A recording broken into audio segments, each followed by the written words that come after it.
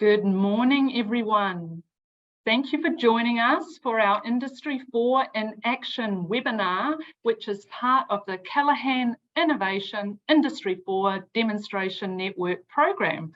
I'm Catherine Lai, and I am the Head of Advanced Manufacturing and Export Communities at the EMA, which is the Employers and Manufacturers Association.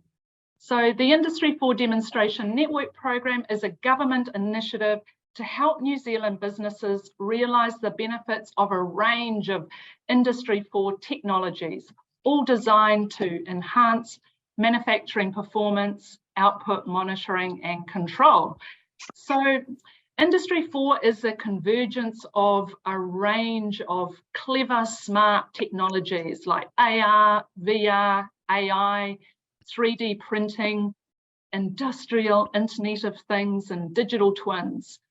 Combined, these represent a significant opportunity to improve operational efficiency, quality, documentation and business intelligence. But knowing when and how to incorporate these new technologies into your business model isn't easy. And that's where the Industry 4 Demonstration Network is here to help you adapt. So Callaghan Innovation has teamed up with official partners Becca and the EMA to deliver the Industry 4 Demonstration Network, which consists of a mobile Industry 4 showcase, access to a virtual smart factory tour to see what a high level of Industry 4 integration across Nortec's business looks like, and the network of Industry 4 site visits, which this Industry 4 in Action webinar series is a part of. Now, about this time last year, Bostock applied for a fully funded SIRI assessment and were successful.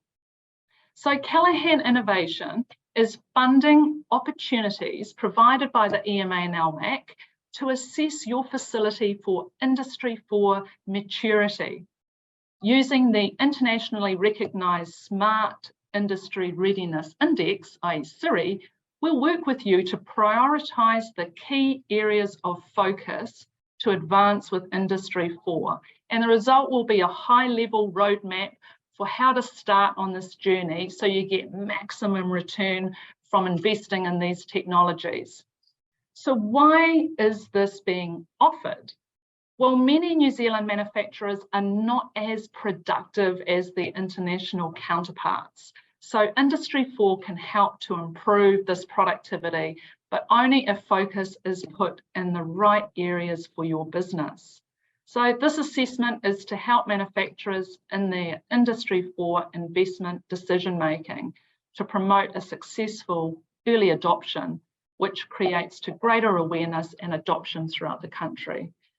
So as part of SIRI, businesses agree to share their learnings and insights with other manufacturers. And I am delighted to have Matt Stafford, who is the Innovation and Sustainability Manager at Bostock, join us today to share how they are staying globally competitive with innovative Industry 4 technology and how the SIRI assessment process helped.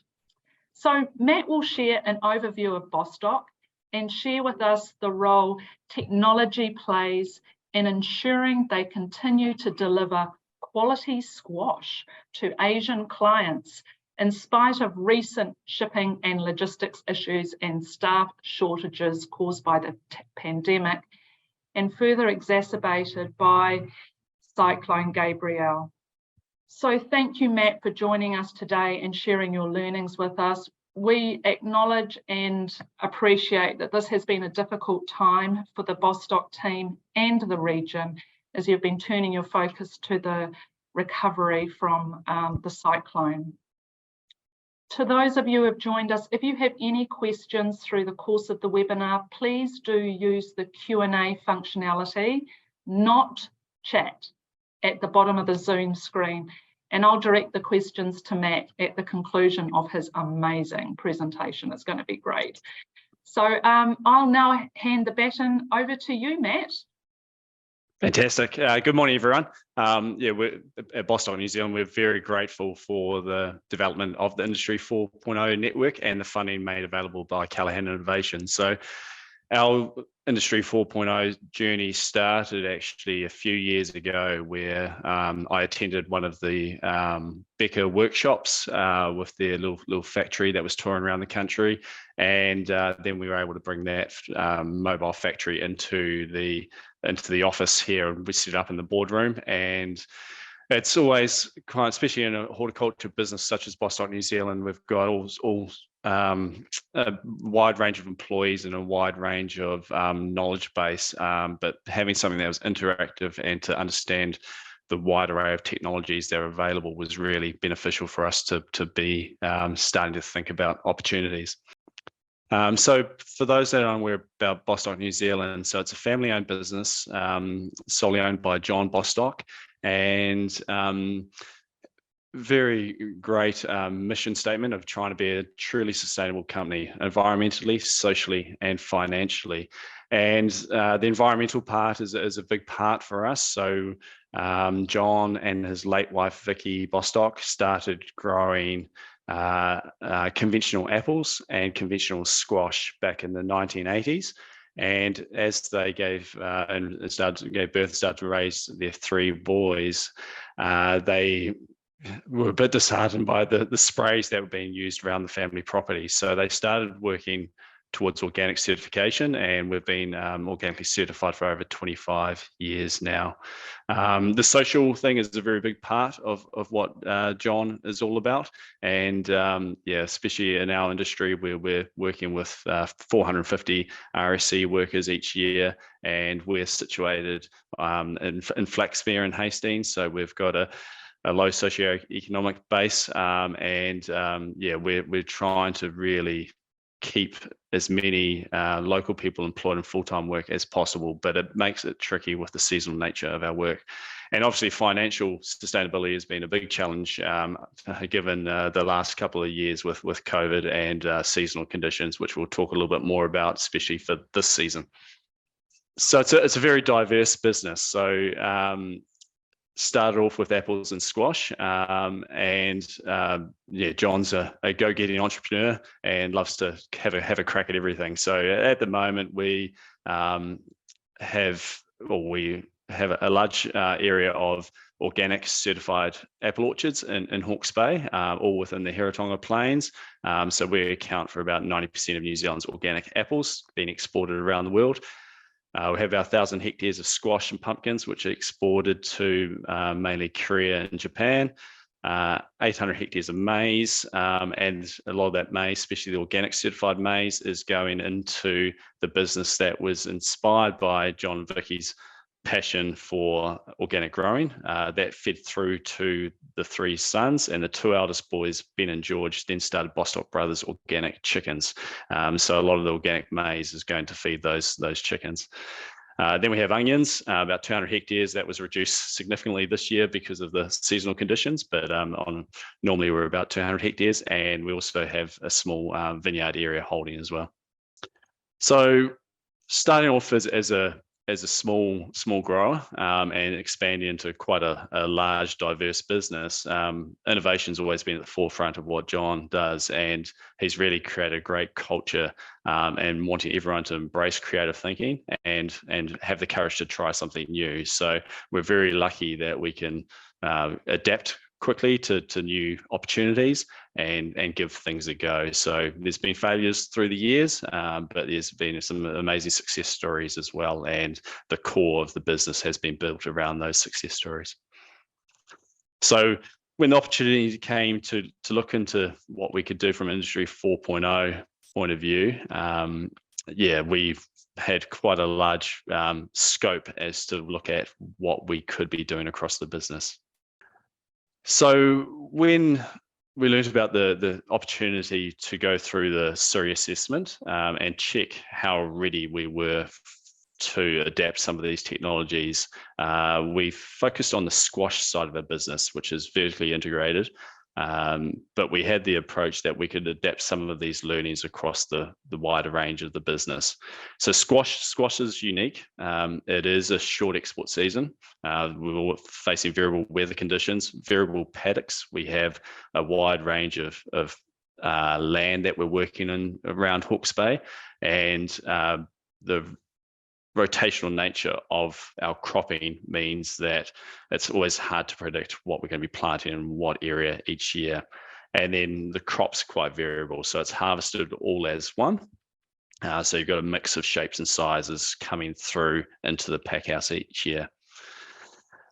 The dependency on seasonal labour is quite large. As I mentioned, we would love to be given any person that's keen to work full time, a good, meaningful job, but we also need some additional work, which, from a local point of view, works quite well for some people that can transition between different industries here in Hawke's Bay, or some that are travelling through the country as well. But then we're topped up by our RSC workers.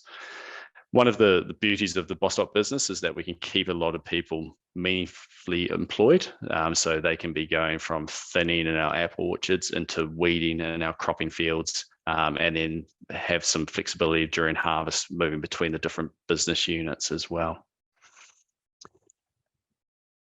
When we look at technology, we've got some big projects in mind, and you can see there with the images there. So at the moment, it's quite a manual process of lifting the squash onto conveyor belts that get transported into bins in the field. So we're looking at how do we automate that pickup process to reduce the people walking through the field, bending over, picking up the squash. So that's a project that we're currently working on. And then in the pack house, the ideal goal is to be able to move into full optical sorting if possible, but that's a long way down the track. We're at that point in our apple pack houses, but it's tough with the database that's available for squash imagery and just the variable nature of it, and also just the returns. It's a small packing season, so the investment in really expensive optical sorting equipment, it has a very long payback period if it is available. So we wanted to focus on what we could immediately adopt around what is readily available, and just to make some immediate gains across the business. So as an output from the SIRI assessment, we kind of released the case study around our squash sizer project, which was a really exciting thing to work through. So we have a market requirement to comply with different size grades. And if we don't get that right, we'll lose value by not maximizing the difference in pricing by different size grades, or we'll have to give customer rebates or penalties for not getting the size correct. Previously, it was a fully manual process, and that's tricky when you're asking low-skilled workforce to make thousands of quick decisions through the course of a day. So those issues were kind of exacerbated by the pandemic, by varied groups of people coming through on a daily level. So it's really hard to train and get consistency of work. So we were down as low as 30% accuracy on those sizing grades, which is tricky. That's when it arrives in market, and there's always a shift in size as it's being exported. So we did work out how can we avoid having to pay money for not getting the size grade right, and then also maximizing those returns. So we did a desktop study looking at what we could do to automate that process, and then Paul, our IT manager, and his team came up with a great concept idea. And we have a lot of ideas that come through internally, so it's always hard to work out what is actually achievable and how we can actually justify having people work on projects outside their core role. So we decided that we would seek support for the project, and so we applied for a Callaghan Innovation Project grant, which was really good from a validation point of view, to actually say, hey, there's some real legs behind this idea, and let's actually apply some focus to this and allow our team to spend some time on it. And we did it really well with our in-house team, and also utilizing some intern support from the local EIT here in Hawke's Bay. So the key goal was to increase accuracy of grading above 85%, and Paul and his team were trying to work above 90%. And so that was a big shift from where we were currently from a manual point of view. And then we also wanted to reduce the staff numbers, and especially avoid that issue where if we're training graders and then not turning up the next day, or we've got a completely different team of graders the following week. And we wanted to fit the solution within the existing footprint of the sizing area. So we didn't want to have to spend a huge amount of money changing around our conveyor systems and things within the pack house. And so, yeah, the outcomes were very impressive. So for a project that cost us just over $20,000, we were able to reduce staff numbers by 6 people, and we've had no market penalties for the last couple of years. And that was the year before we started the project was $40,000 in that year. So we won't go into the detail of how it works, but if we go to the next slide, you will see the ingenuity that's gone into adapting and sizing this, and some of the difficulties we had with the speed of the squash and the variability of size as it goes through the conveyors. But shows the speed of the squash going through across the conveyor, and then the manual arms of also the automated arms sorting into different size grades. So yeah, the team did a great job of working out how do we actually calculate the size. So that all happens before this stage, and then separating it out and communicating to that arm to separate those the different squash into different areas. So the Surrey assessment, was a fantastic exercise to work through in our off season, and being vertically integrated has its benefits, but also it's amazing as a business expands, everyone can work in their individual silos. So we focus on, as I mentioned before, we focus on the squash business, but we've hoped that we would get some great learnings for other areas of the business as well. So we included a wide range of staff and at different levels of management and operations. And so it was really good exercise to understand where we stood relative to other businesses within our industry that had worked through the assessment on a global stage, and identify the key areas where we can make the biggest improvements. So I think one of the walkaways for a lot of the team was we were in a much better position than what we thought we were.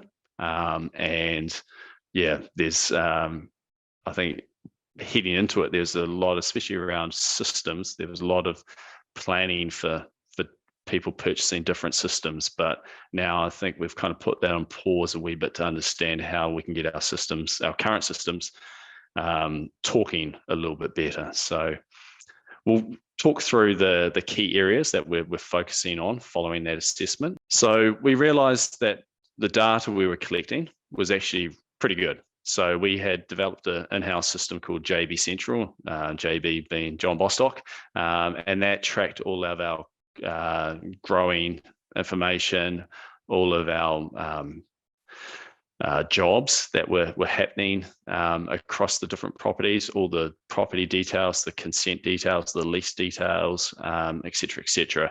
And so that data was really good. Unfortunately, it hasn't been talking all the way through the supply chain as well as what it should, but there's really great value in that data.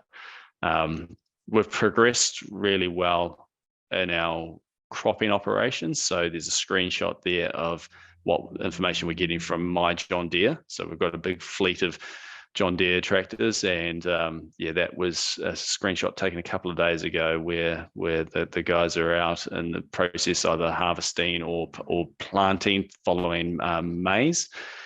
And we can get some amazing details around the performance of the tractors and also how our drivers are going. So that's stuff that we can learn a lot from and reduce our costs. Within the pack house, we don't have any systems like that to monitor our downtime. So that's something we're trying to work on, is how do we get a better understanding around our downtime and how can we control that a little bit better. So prior to the assessment, our team, and led by our IT team again, trying to get a little bit better understanding. So we've got a large open plan, better understanding of what's happening in real time. So we've got a large open plan office here, and there's giving everyone access to more information really helps around getting people working on potential solutions across the business. So our IT team had developed some dashboards around what's happening from a squash point of view, so we can walk in each morning and understand what's being harvested, how much is still to come, what our pack outs are like, and then also understand where we are through the shipping as well. So how that's shipping going and what's the pack out in the market as well. And then that dashboard at the front there is a real-time dashboard for the team in the pack house. So we know how much is going through and what we can achieve. So it's a good thing. We still need to work through how we communicate that better through our teams to make sure people know when they leave for home whether it's been a good day, and understand what they can control to make it a better day each time for the business as well. So it's important, really powerful information for us to understand how we're tracking and give everyone really good visibility of the pressure that is on different areas of the business. Some of that shop floor intelligence as well is really important for making sure we're sustainably using resources. So all the squash it's dumped into a water bath, and then we're washing, because the squash is sitting on the soil, we're washing the outside of that. So there's a lot of water involved in the wash baths and the jets for cleaning the squash. And so we have a couple of systems of handling that water. So the rear screenshot is of our filtration system. So we actually take any water that is coming out of the bath, we are actually taking that through a filtration system. It's UV filtered, and then it's actually directly recharged into our ground aquifer. So that's quite a cool system to be able to make sure that water's being returned pretty quickly back to where we're getting it from, because we have a bore for our water supply here. The next stages will be able to try to work on actually just having that recycled straight through the system, given it's UV treated, so avoiding actually having to waste anything. So what we're trying to just see if we can just use the same water during the whole day, if possible. And then the water check screenshot there, that just shows what's happening from a bore point of view and how we track our consent. So that's happening across all of our orchards and cropping properties. So we're getting that information real time. That's fed into the regional council as well. Through the assessment, we realised we've got some good data, but the next stage is how do we get the real gains of actually being able to use that data ahead of time and be able to predict what's going to happen. So that's something we've tried doing that a little bit previously by trying to create some planting hierarchy in terms of how do we select what we're going to plant in different areas. That has its challenges because there's a rotation nature of the crop on the land, and then we also we like to infill different areas of our orchards with squash as well, and squash will tend to perform quite well if we've pulled out an area of orchard and we're waiting for trees to arrive, or we want to recondition the soil. We can plant squash and it'll perform quite well for a couple of seasons while we're waiting to reestablish trees.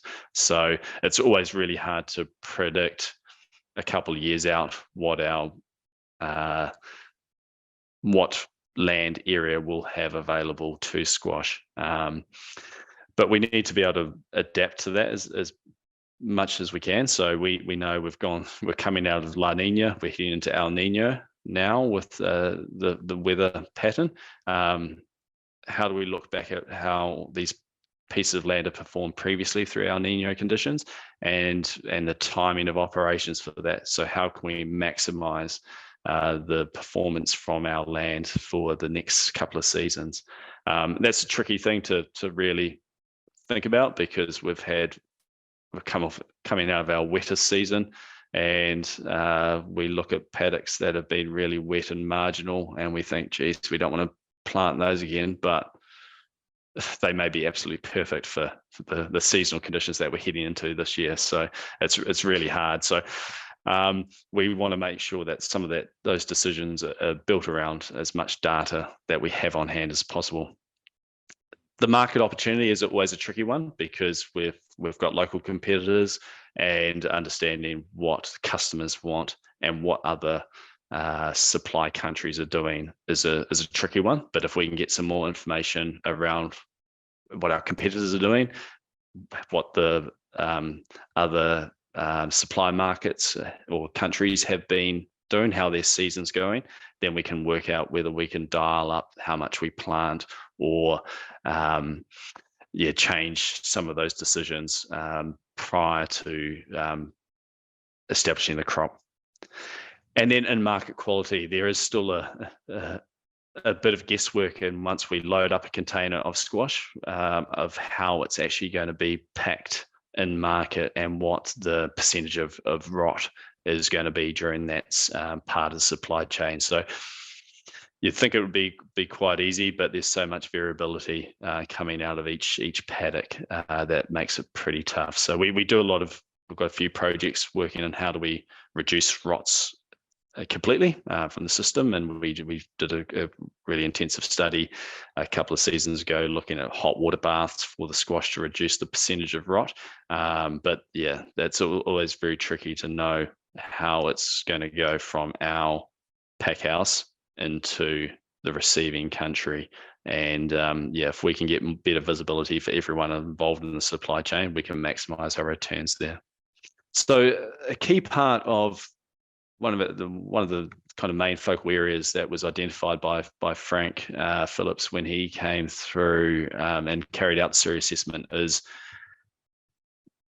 whilst we had all this good information, we were still very reliant on John's leadership from a decision-making point of view, and also the way the business has been built, which is a real asset to it, and being able to adapt quickly means that sometimes we've got different parts of the business operating without clear goals and understanding what is the most important thing that they should be focusing on. So those are the things we really need to work on a little bit more as the business grows, and actually have everyone aligned around where our strong opportunities are and what our challenges are, and how we can use technology to adapt as well. So some of the key opportunities around like what we've been doing with our apple IP varieties, so maximizing our returns by having exclusivity to the market. So we've got a number of apple varieties that we share IP on, and then we also in the squash business we have a variety Marindor, which has been fantastic success story for us. We have exclusivity on that, and that allows us to maximize returns compared to some of the previous varieties that were more widely available. Understanding what the market wants is always something that's really hard. There's always it's traders working through the supply chain, so trying to get a little bit more information around that, especially as we endeavour to move more into brand building as opposed to just trading the produce. And then we always have those challenges around what's happening seasonally. So understanding, what the seasonal conditions are going to do, and how do we maximize the opportunity by what the predictions are, and crop rotation. So trying to get that better aligned, so that when we have the seasonal forecast for squash is really good, how do we maximize that land that's available to get the best yields? And another challenging part for us across the business is, as we try to speed up the automation across the business, it becomes a bit trickier to keep our labour fully utilised as well. So, for example, the RSE workers are an absolute fantastic. We have 450 each year. We accommodate them, but they have to have a minimum number of hours. So sometimes they're working so fast that we've got to kind of slow them down some weeks to be able to maximise the opportunities for them. And when things quieten down, so if we have a really big period like apple thinning, and then the thinning is finished, if we didn't have manual weeding in our fields, if that had become all automated, then we would be having to pay top-ups to all our RSE workers as well. So there's a bit of a double-edged sword there as we automate, and how do we get that maximize the use of our labour workforce. So click to, so that image there just shows the spread of our fields that we were working through at Hawke's Bay. And so the next steps for us after doing the assessment and having that great success with the squash sizer, a key thing focus for us is taking on the recommendations that came from Frank and Almac as to how do we implement the digital roadmap, how do we be smarter around what we're doing and what we're working with the data that we have. And something that's happened post assessment is the recent Cyclone Gabrielle. So there's a real opportunity there to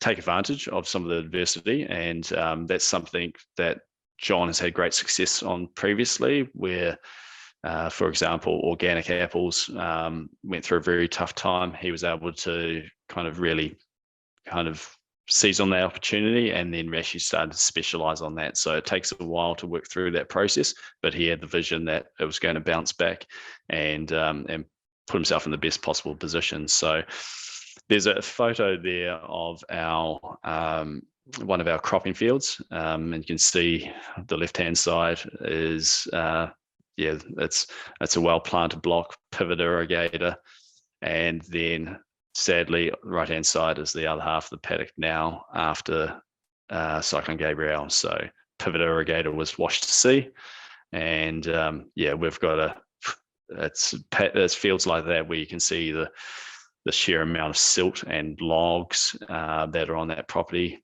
Whether we can crop that in the next 5 years, it's very hard to know. But some of the areas that have been less impacted, depending on what happens with stop banks and future flooding protection across the region, some of the lightly flooded areas could become very fertile land in the next 10, 15 years time. So it's a tricky thing to be thinking about at the moment, but some of our highest yielding apple orchards over the last 10 years have been some areas of Hawke's Bay that were recently flooded. So trying to work out what's going to be happening in 10, 15, 20 years time with different parts of land in Hawke's Bay, and how do we maximize opportunities over the next couple of years is something that we're closely looking at. So that's kind of brings to close the slides that I've prepared, and hopefully might be a few questions around what we're doing, but I'd like to thank again EMA and Callaghan for the opportunity, and Frank and Almac for carrying out the assessment. It was a great exercise for our team, and we're finding having these relationships with Callaghan Innovation, EMA, Almac, it's really going to benefit us in the long run. And if we come up with future ideas, it's great to be able to use the groups for sounding boards. Awesome. Thanks so much, Matt. That's a really great presentation. We've got a whole lot of questions coming through now, so we'll get straight into those to ensure we can get them through them all in time. So the first one we have here is, do you have a digital strategy for digitisation and automation of quality management across the group? Across the group, no, we don't have anything formal. Everything's at very different stages. So with Apple's, things are a lot more advanced there with the data and the digital adoption of automation there, especially from a packhouse point of view. When we're looking at what we're doing in the growing stage, that varies a lot too. So yeah, across the group, it's a very broad goal of we want to be creative, we want to try things and adopt new technologies. But we also want to, John's always pretty keen to sit behind the bleeding edge. So he is very open to looking at what's out there, but doesn't want to formalize and commit too early to taking on things. Okay, great. So where's that question gone? How do you recover the lost topsoil and nutrients due to the cyclone? Oh, yeah, it's a tricky one. So if we use, for example, our onion fields, we had a terrible season even before the cyclone here in Hawke's Bay for growing. So our onion volumes were down substantially anyway. And as we're working through what we need to do from a cleanup point of view, our onion paddocks that were still there that hadn't been harvested by before the cyclone were either okay, untouched, or completely gone, and the whole crop completely washed away, a huge amount of soil. So we even have onions flowing into neighbouring orchards, and one of our apple orchards looked like it was growing onions from trees. So the recovery of the organic matter is going to be a tricky one. So it's going to take some time to build up that organic matter in the areas where silt has been deposited. We use a lot of compost, and we use a lot of organic chicken manure from our factory as well, from our farming operation as well. So we've got good access to that, but being able to replenish the soil is going to take some time. Okay, thanks, Matt. How did you come up with the idea for automating the size sorting? How did you get the buy-in from your team who may perceive that their jobs would go away? Yeah, it's a tricky one. So in the squash pack house, we've only got a small crew that are all year round. So and a lot of that team, because we're not packing through the whole year, they're utilised in different areas of the business as well. So I think across the business, we understand that there's always a lot of meaningful work that we can be doing, and everyone wants to be focused on doing meaningful jobs. So the ones that are working in the grading team, I don't think they were the ones that were coming back each year weren't too worried, because they're seeing the difficulties of different faces coming to join them each day, because they were unfortunately quite unreliable, turning up and working through a whole season. So if we can narrow people's focus, empower them a little bit more, they can be doing better jobs for us. Whether it's in the squash pack house, there was people weren't too threatened by that because it's such a short season, but they know that through Bostock there's a lot of opportunities to stay employed. Matt, how critical has your IT team been to the implementation of Industry 4? What are the skills and structure of the team? Oh yeah, I know Paul, our IT manager's joined the webinar from just to see what's been said, so we've got to be careful.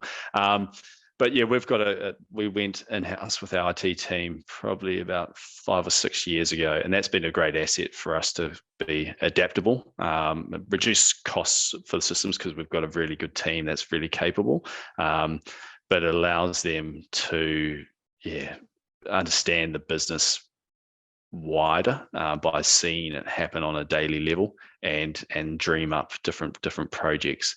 It's also great that we've built up relationships with Callaghan Innovation for the opportunity for student grants, and then also through EIT as well. So we've had interns come in to help, and that allows them to channel some focus into some projects that the ones that are kind of hard to justify on a normal spend, but allows us to kind of branch out a little bit more.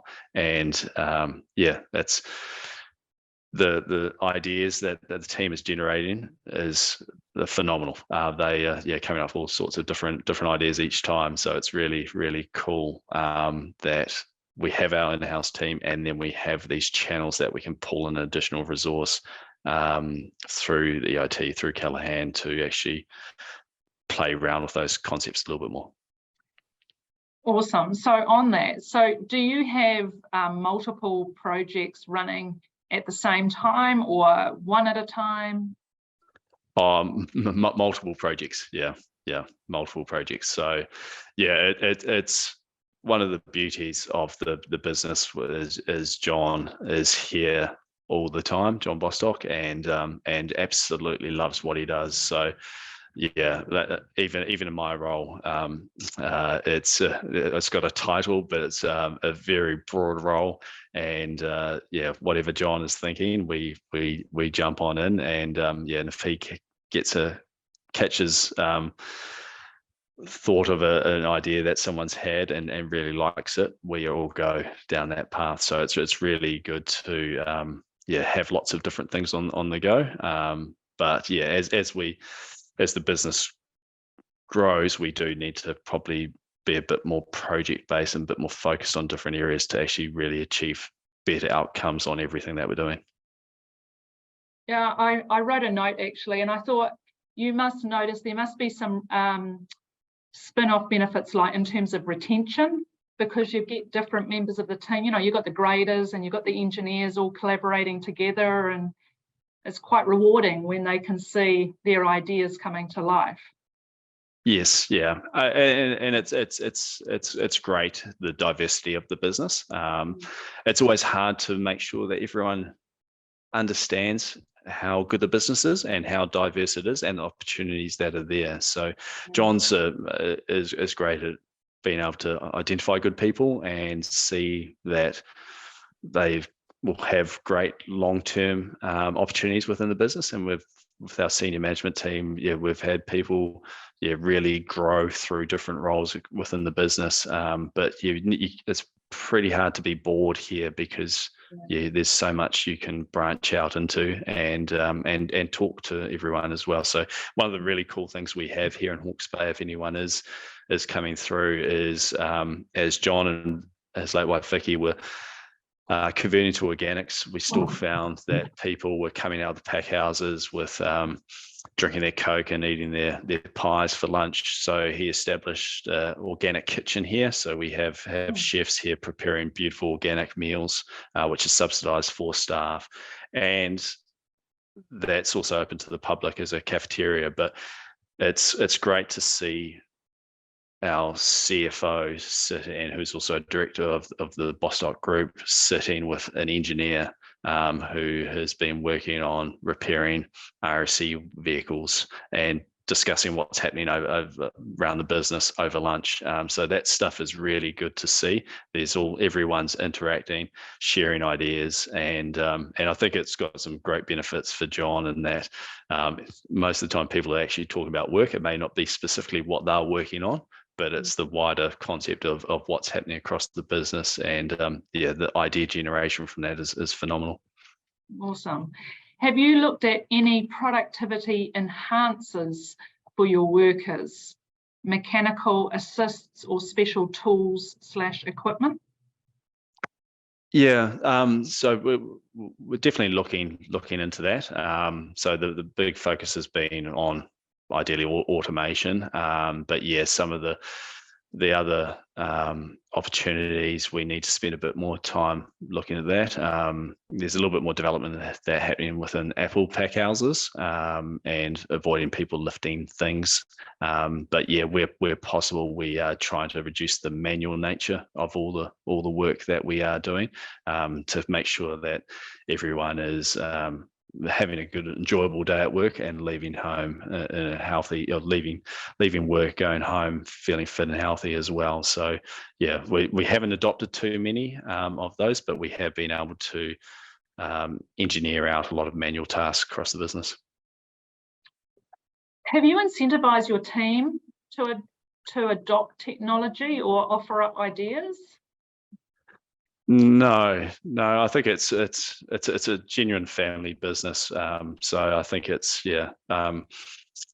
really good that it hasn't been too corporatized, and we haven't, like, yes, whilst some of those programs would be quite good for improving some of the idea generation, I think everyone is very open. John speaks very openly across the business, and everyone is, there's not too much Chinese whispers coming through the business. So everyone's really keen to share ideas, they're encouraged to have a go with kind of testing some of the ideas early on as well. But yeah, it's not formalized too much, and I think John realizes that we can make some small gains around different things, but we're not really going to be able to compete globally by commercializing any of the technology or the improvements that we do in-house. All right. So one of the listeners has said that, Matt, that is excellent to hear that the auto size sorter is returning an investment, and very quickly too. Seems like you are realizing that there are things that you are already doing well. Is there consideration to put together a framework and roadmap to achieve consistency between the group? Oh, yeah, it is hard because there's so much variability between the different business areas. So Paul and I with our IT manager were talking yesterday, even around, we just come out of our senior managers meeting, and we're still progressing through our maize harvest at the moment, and there was questions around how far through we were harvest and what our yields are looking like. There's a huge number of variables there, but all of that information is really available real time with through My John Deere. So we're getting a really accurate yields information as we're harvesting. So having that real time to everyone is pretty simple, but we hadn't done that just because the season's longer, the land is more variable, and there's so many different things at play.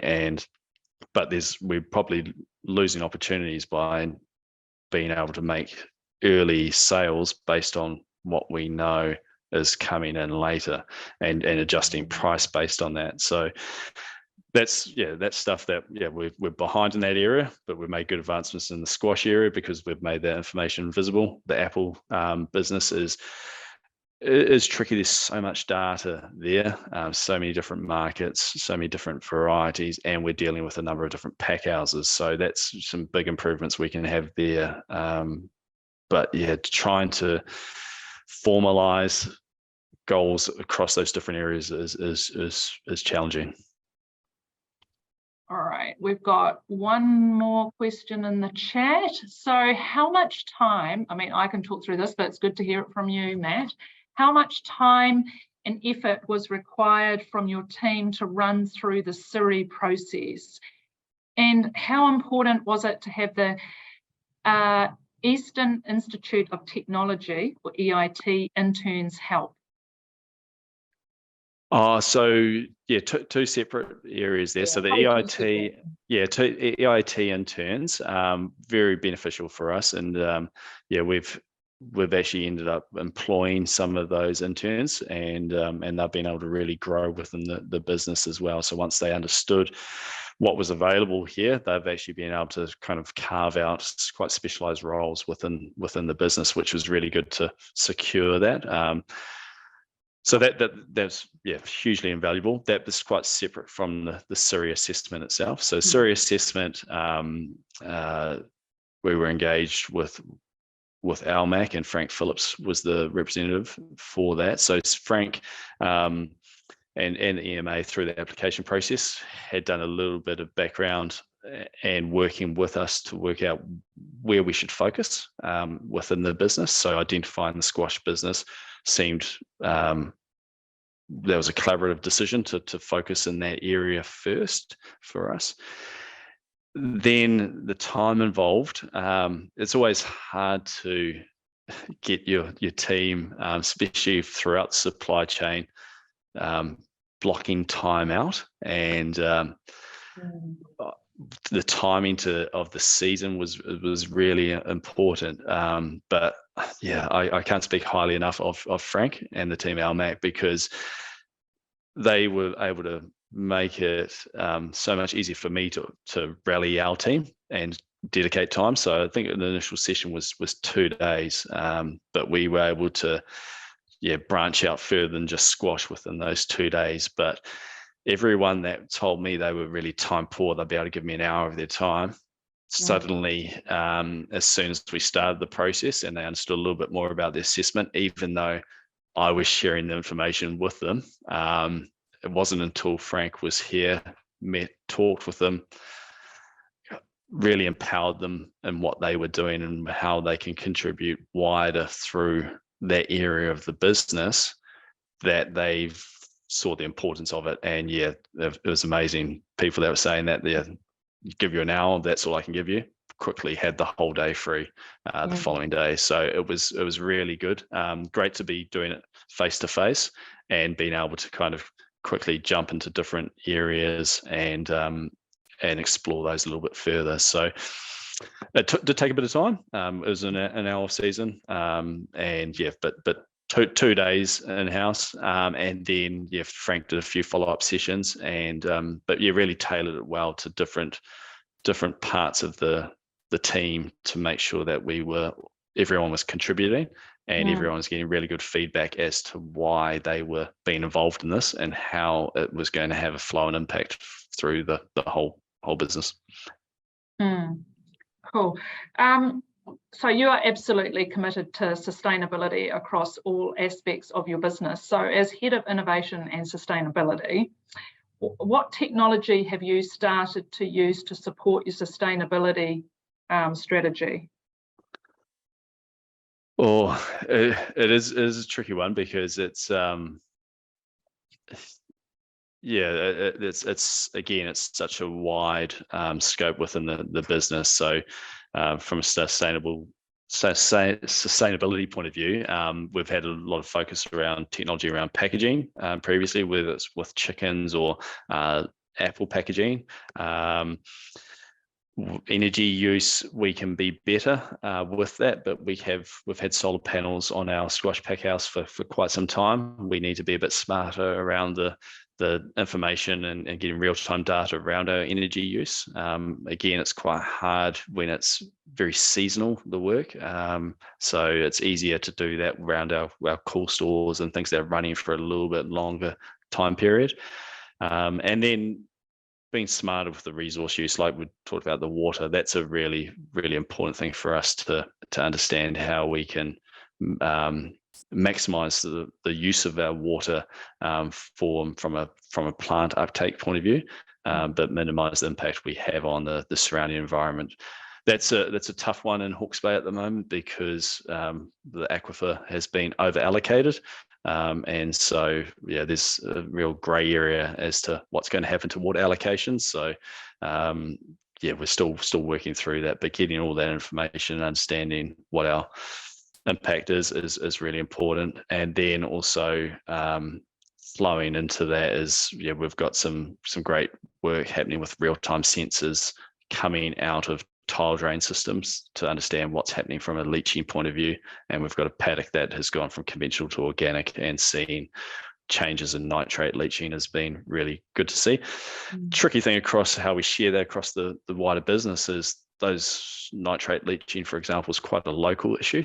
That's something that if we're talking to local local people. They would really want to know that information. But then we've got customers around the world that are making really big decisions based on perceived food miles and things like that. So, and carbon footprint, and sometimes the local issues we're more passionate about don't even get entertained by the buyers, and the buyers are seizing on information and making bold decisions like, we're not going to buy New Zealand apples because Chilean apples are better, regardless of the information that we provide them.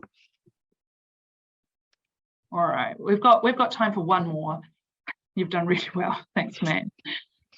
Do you have budget targets on your live data, or just what has been achieved? What has been achieved at the moment, yeah. So that's stuff that we need to be smarter with. Again, we've got those dashboards in place for squash, but it's a bit tricky. Like we don't know. We're packing to ship and ship straight away. So we're always changing the schedule. So sometimes we're actually going slow. Other times we need to go really, really fast. So those dashboards are going to be better utilized within our business and other areas. So even say our Bostock brothers chicken processing plant, that's stuff where the dashboards there are going to be more meaningful and understanding how we can influence performance and reduce costs along the way. But it's been really good to do that initially here. But then, yeah, once we evolve that a little bit more through the business, then we can be smarter around budgets and yes, setting really clear KPIs for our teams. Awesome. All right, that brings us to midday. Well done. Thank you, Matt. Yeah, thank you so much for your time today, Matt, for sharing so many valuable insights with us all. To all of you who are tuned in, I hope the outcome from this webinar and the insights shared have provided you all with much needed support. So we're all on our own journey of continuous improvement. It would be really appreciated if you could please complete a very quick survey, which we'll send to you all. Please reach out for guidance and direction at any time.